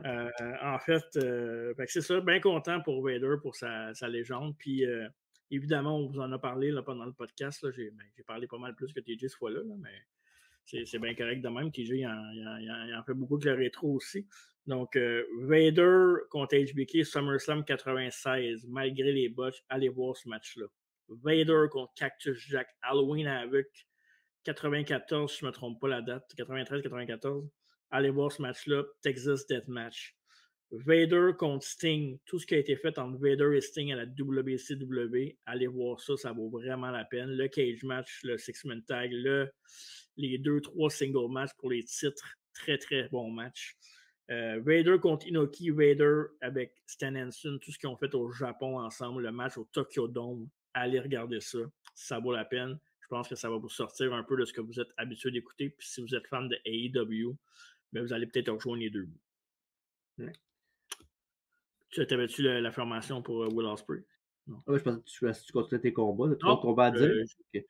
Moi, je vais dire, le combat, évidemment, on a parlé beaucoup de Shawn à SummerSlam, c'est un bon match à regarder aussi, mais le match que si je vous dirais WWF de regarder un match de Vader, je vous dirais de regarder le 4-way avec Bret Hart, Austin et Taker. Là, c'est vrai que c'est un bon match. In House Final Four, c'est écœurant, c'est sick en crise comme match. Un de mes matchs préférés vraiment de Bret, là, que le monde parle pas beaucoup, là. Mais non, c'est parce que Bret, il y en a genre 150 matchs. Je sais, mais ça mérite d'être parlé plus que ça parce que c'est un excellent match. Là, puis c'est In Your House Final Four, c'est au mois de février 97. Tu voulais voir ça on l'avait-tu fait ça, non? Non, pas encore, mais peut-être maintenant on va le faire. Ouais. Puis j'ai l'information, si tu veux, rapidement. C'était en mai 2016, c'est ça, il y avait le match entre Ricochet et Ospreay, puis Vader avait parlé à Internet comme quoi que c'était trop chorégraphié, puis qu'à aujourd'hui, c'était trop chorégraphié, puis ça n'avait pas de sens. Puis en fait, un match le 12 août 2016 avec Vader contre Will Ospreay. à Revolution Pro Wrestling, qui était une fédération en Europe. Puis Vader avait gagné le combat. Ça, c'est dans les mois qu'il a eu son cancer, là. Qu'il a eu sa maladie, en fait. Fait que tu vois, regarde, c'était un de tes boys qui était contre Vader, puis tu savais même pas. Non, je savais pas. Non, c'est très Je sais cool pas si le match est sur Internet. Ah, je vais le chercher, c'est sûr. Je vais checker ça. C'est sûr, c'est sûr. Puis faudrait que je le mette. On dit souvent qu'on le met dans les commentaires, on n'en met pas assez, mais je vais essayer de me forcer pour ça puis de le faire. Hey, d'ailleurs, les photos, t'en as-tu mis? Il me semble que t'en as pas mis tant que ça. J'en ai mis plein, mais je me suis rendu où ce que tu t'en as mis là. Ah, ok, excuse, c'est moi. De toute façon, j'étais dans mes affaires. T'as mis jusqu'à Kane Vader, j'ai mis jusqu'à tant que t'as une photo. Kane Vader, j'ai dit. Ok, parfait. Ben c'est ça, c'est un rap pour Vader. Fait que, écoute, je pense qu'on en pense un peu la même chose. C'est un des meilleurs big guys de l'histoire. Puis, allez voir sa run WCW. Je sais qu'il y en a qui sont moins familiers avec le Japon, mais allez voir sa run. Tu sais, WCW, là, dans le début des années 90, il y a quand même des bonnes choses qui sont faites. Des bons matchs. Ben oui, Vader, ça reste, veut pas, quand tu veux voir les matchs de Big Guy, c'est une valeur sûre là-dessus. Fait que, allez voir les matchs qu'on vous a dit, puis vous n'allez pas regretter ça, c'est sûr, certain. Yes! Fait que, une autre bio qui est dans le rétroviseur. Oui, t'en as vu! Dans le rétroviseur. Yes! Fait que là, parlant de rétroviseur, on va regarder en avant, par exemple. On va y aller avec le quiz, mon cher. T'étais excité de faire le quiz, hein? Tu m'as dit tantôt.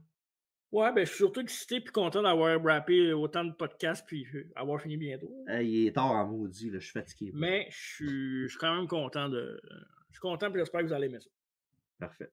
Et comme je t'ai dit au dernier podcast, que ton quiz était pour être sur des premières. Fait que le premier de quelque chose. Fait que, es-tu prête? Ouais, on va dire.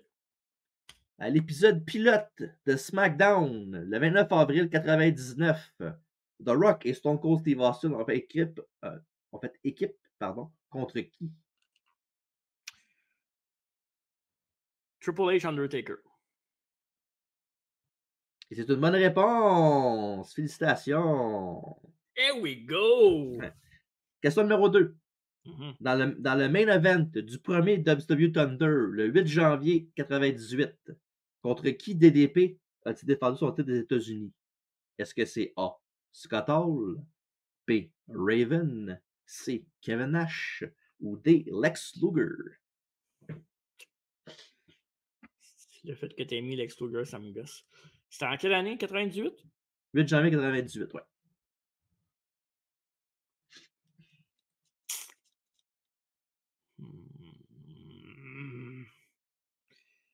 Je vais y aller avec Raven. Et c'est une mauvaise réponse. C'était Kevin Nash. Non, tu vois, je l'aurais pas choisi. Ça finit par DQ. Because WCW. Question numéro 3. Au premier ECW de Sci-Fi, le 13 juin 2006, qui a gagné la Battle Royale pour avoir un match contre John Cena à Vengeance? Ok, c'est WWE, là. Ouais. C'est en 2006, t'as dit? Ouais, 13 juin 2006, pour être exact. Fait que Battle Royale pour affronter John Cena à Vengeance. Bon, non, juste John Cena tout court. Ok, c'était juste ça. Okay. Ouais.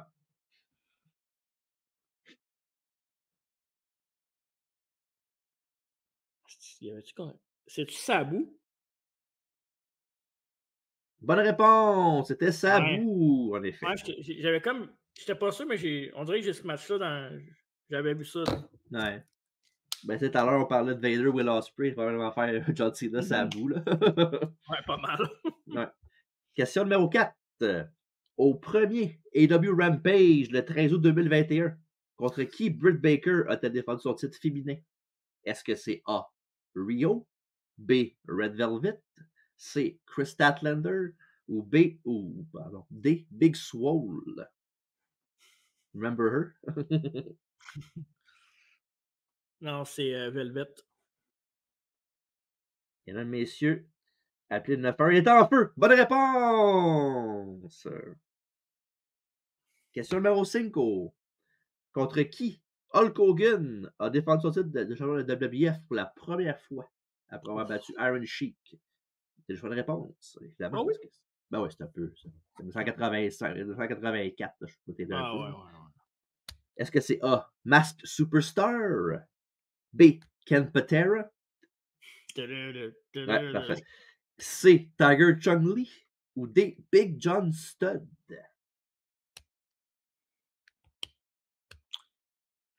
Tu vois, là, on dirait que je suis floué par des vidéos, vignettes que j'ai vues.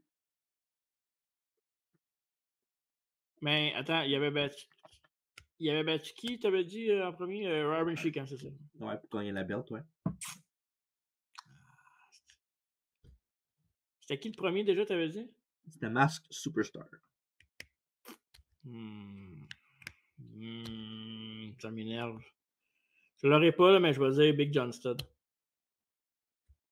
Mauvaise réponse, c'était Masked Superstar. Ah, je savais. Si j'hésitais entre les deux. Masked Superstar, il y a dedans qui était Bill Eadie, Demolition Axe, qui le faisait. Ouais. Question numéro 6. The Miz est 8 fois champion intercontinental. Qui a-t-il battu pour son premier titre? T'as-tu l'année? Non. Hein. Ça doit être deux. Je sais pas. Ouais, mais je pense que c'est 2011, là, mais je suis pas sûr. Je peux checker, là. Non, c'est correct. T'as over the limit, là, c'était à ce show-là. Là. Ouais. Fait qu'il n'a pas eu beaucoup. Chris Jericho. Et non, la réponse était Christian. C'est pas loin. C'était pas loin. Question numéro 7, pardon. Qui Landstorm a-t-il battu pour devenir champion aux États-Unis pour la première fois? Est-ce que c'est A, Conan, B, Vampiro, C, Chris Benoit ou D, Mike Awesome? Mike Awesome. C'est une bonne réponse. Mike Awesome était la réponse qu'on cherchait. Ouais. Question numéro 9. Ocho, pardon, la 10e question. Hey, pour vrai, les réponses que j'ai, c'est trop clair dans ma tête. C'est pas normal. C'est pas moi. Là. C'est à cause de l'éclairage. Ouais, ça doit être ça. Question Ocho. Parlant du titre US, la WWE a réactivé la ceinture en 2003.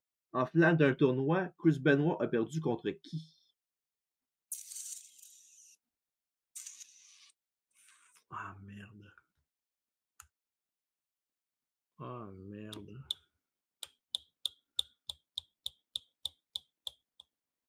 Ça, je ne l'aurais pas. Tu vois, ça, c'est flou dans ma tête. J'ai un nom, mais ça se peut pas que ce soit lui qui ait battu Chris Benoit. Ah! Ça me fait chier de le dire, mais. Je vais dire Carlito. C'est pas ça. Oh shit. Non, c'était Eddie Guerrero. Je sais pas si tu viens du finish du match. Il y avait un Rhino qui a fait un go à Chris Benoit. Puis t'avais Eddie qui pensait que c'était pour lui. Puis il était comme ça. Puis. Ah, yes! Ouais. Non, j'avais même pas de souvenir d'Eddie que la US. Fait que... Ouais, au début, ouais. Question 9. Quel match de la WWF a été le premier à avoir 5 stars de Dave Meltzer?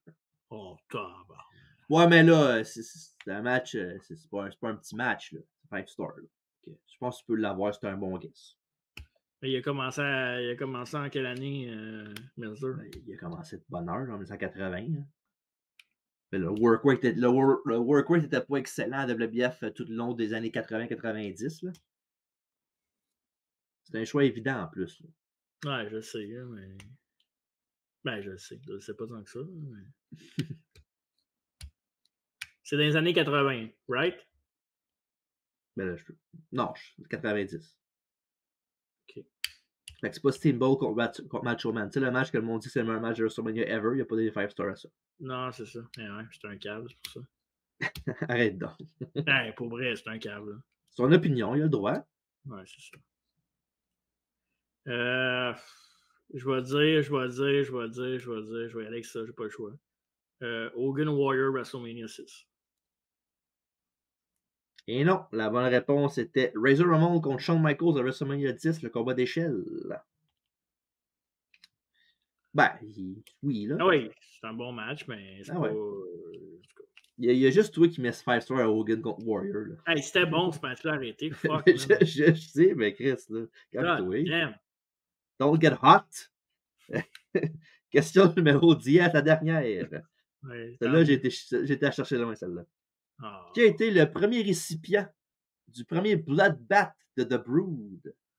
Oh, ça peut être n'importe qui, man. Ben, Ça j'ai peut des choix de réponse. Calme-toi, là. Ça peut être n'importe qui pareil. Ben oui, c'est sûr. Ben, je Est-ce pense que que c'est c'est Sneaky en plus. est-ce que c'est A. Al Snow, B. Jeff Jarrett, C. Tiger Ali Singh ou D. Road Dogg? C'est Jeff Jarrett.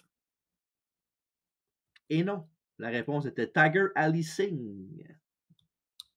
C'est pourquoi j'ai pris Jeff Jarrett, pas parce que tu l'aimes, là, mais je me suis dit, les cheveux blonds avec du sang, ça ferait cool. Fait que... Ouais. J'ai failli mettre Debra de choix de réponse, justement pour que tu penses à la même affaire. Là. Ben, ils l'ont déjà fait à Debra, fait que... Ouais, c'est vrai. Mais Tiger, oui. Ouais. C'est pourquoi que je sais ça? Ben, j'aurais peut-être su pareil, là, mais j'avais que j'ai... Peut-être un autiste de la lutte, mais J'étais impressionnant dans les connaissances de la lutte, tu veux dire, oui. Mais non, récemment, dans un Reliving the War, il en parlait de ce moment-là, puis c'était la première fois qu'il a fait le Bloodbath. Je l'ai vu pas longtemps, fait que c'était frais dans ma mémoire. Mais quoi, t'as eu 5 bonnes questions, ça? La première, tu l'as eu, Taker puis Triple H. T'as eu Sabu, ça fait 2. T'as eu Red Velvet, ça fait 3. T'as eu Landstorm, ça fait 4. T'as eu... Ouais, t'en as eu 4. Ouais. 4, mais t'étais proche une couple de fois, fait que c'est pas... Ouais, c'est ça. J'ai quand même... Je pense avoir fait une bonne performance. Je pense avoir livré un bon match. Canon, man. Canon. Canon. Fait que voilà, le quiz est terminé. Le podcast aussi est terminé. Fait que Marco, amène-nous à la maison. Ben, oubliez pas d'aller voir nos entrevues de milieu de semaine le mercredi à travers la table. La semaine prochaine, c'est Axel Wave. C'est ça. Axel Wave qui va être au podcast. Un podcast quand même très intéressant, puis beaucoup de points en commun avec Axel Wave côté cinématographique. Ouais, je savais pas que j'avais autant de points en commun, mais ça va être bien cool de jaser. C'était bien cool de jaser avec lui. Puis évidemment, suivez notre rendez-vous de la semaine prochaine parce qu'on continue notre mois WCW avec mon cher TJ. Avec un autre rétro review, cette fois-ci de Slamboree 96. Oui. Avec le Battle Bowl, la Little Lottery et aussi dans le main event de la soirée, le Giant contre Sting. Ouais. Fait que intéressant la semaine prochaine, allez voir ça sur les réseaux sociaux partout. Yes. On va poster. Le tournoi aussi. Pour le tournoi interactif de WCW aussi. Ça va nous emmener directement à la finale dans quelques semaines, un peu après Slamboree, je pense. Hein, ben, je pense que si tout va bien, je pense que c'est à Slamboree, on va pouvoir le dire, je pense. Ça va être à Slamboree, donc on va vous annoncer ça. Si je ne me trompe pas. Ouais. Donc, on va faire ça la semaine prochaine au podcast. Fait que, avant de terminer, évidemment, Marco, merci pour la biographie de Vader qui était intéressante, comme d'habitude. Et évidemment, pour ceux qui veulent savoir la prochaine biographie, le mois prochain, évidemment, c'est Bray Wyatt, l'hommage pour M. Rotunda. Fait que, manquez pas ça. Fait que, merci beaucoup, comme j'ai dit, Marco. Puis, merci beaucoup tout le monde. Puis, en attendant, n'oubliez pas, bye bye!